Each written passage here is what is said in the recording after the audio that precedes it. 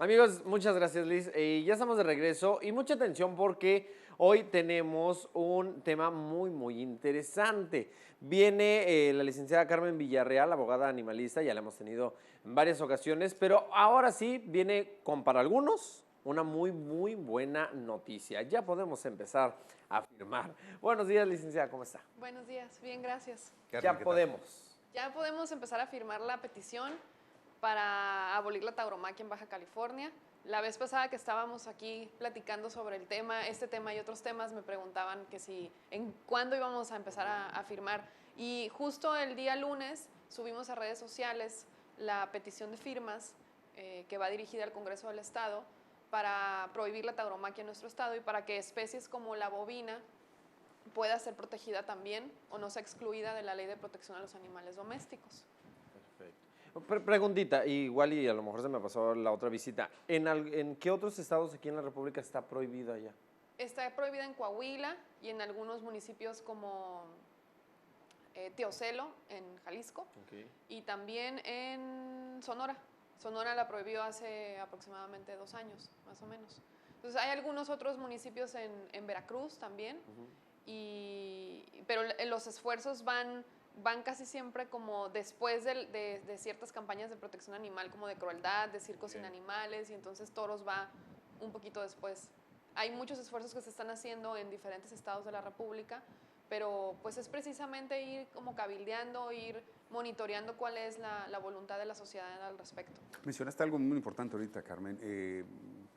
Se prohíbe, el objetivo es prohibir las corridas de toros o el objetivo sería proteger la integridad de este tipo de animales y cómo son considerados, como animales domésticos o como ganado. Sí, ese es un detalle jurídico, porque la Ley de Protección a los Animales Domésticos de Baja California establece en uno de sus primeros artículos la excepción de la protección a los toros y a los gallos. Entonces, todos los animales que dependen de la mano del hombre son considerados como domésticos.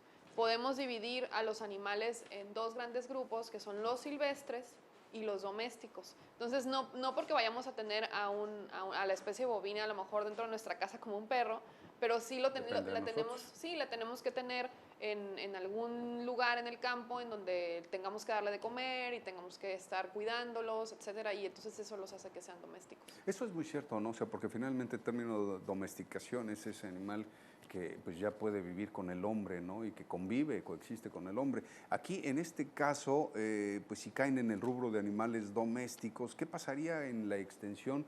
Porque preguntan algunos que están queriendo, no detractores propiamente de este movimiento, sino más bien que quisieran que se extendiera y fuera más honesto, dicen ellos, porque, por ejemplo, el trato que reciben estas mismas reses, por generalizarlas, en los rastros y en la vida de crianza para el consumo humano, es terriblemente desastroso y terrible, ¿no? Sí, comentábamos la vez pasada que existen normas oficiales que protegen a estos animales de alguna manera o que cuidan el procedimiento por el cual son sacrificados.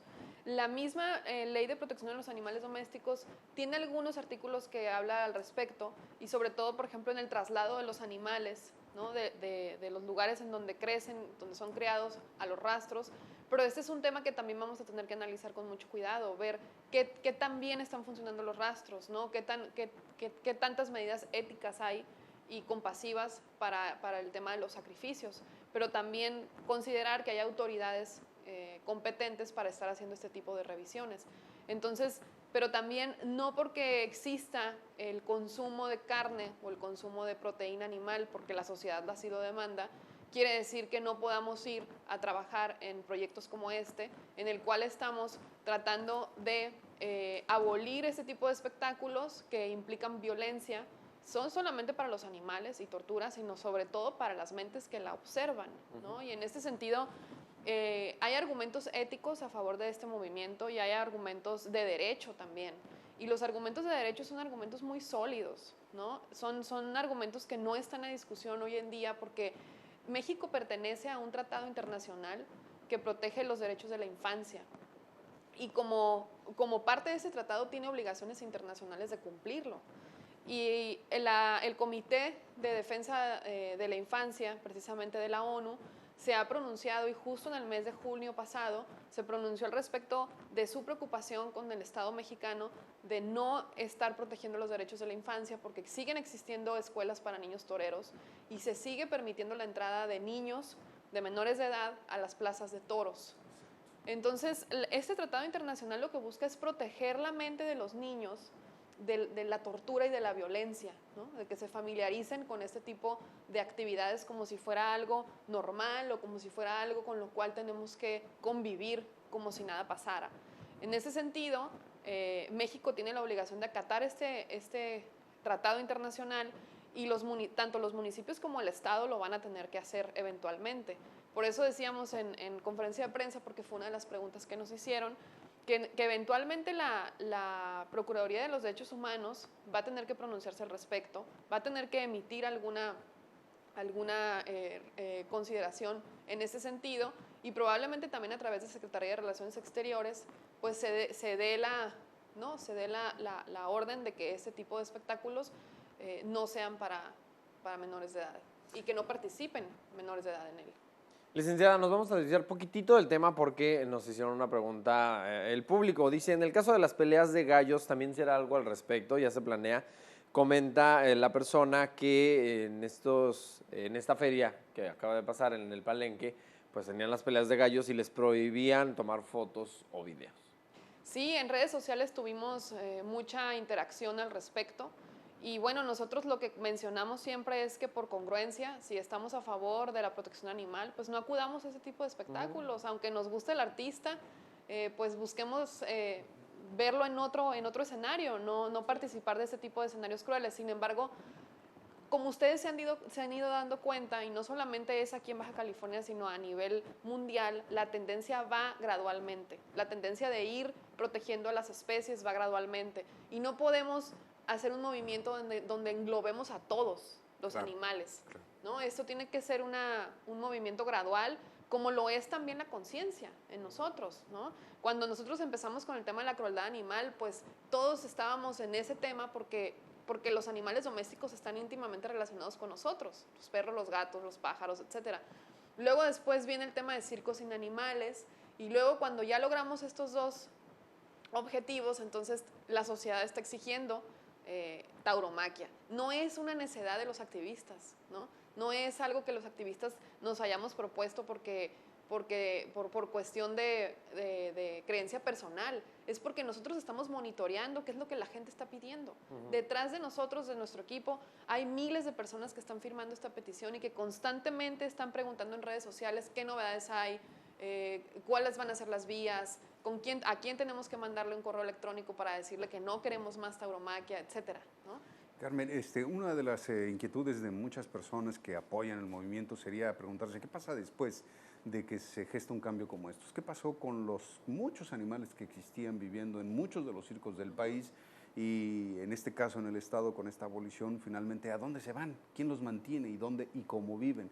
¿Qué va a pasar con los toros también si llegase a avanzar esto? ¿Qué va a pasar con toda esa industria, toda esa ganadería, todos esos ranchos y con la especie? Porque finalmente esa estirpe seguramente terminaría desapareciendo, ¿no? Claro, es un mito el tema de que si se acaban las corridas de toros va a desaparecer el toro de lidia, porque el toro de lidia, de determinados números de toros de lidia que existen, solamente un 2 o 3% son utilizados para corridas de toros.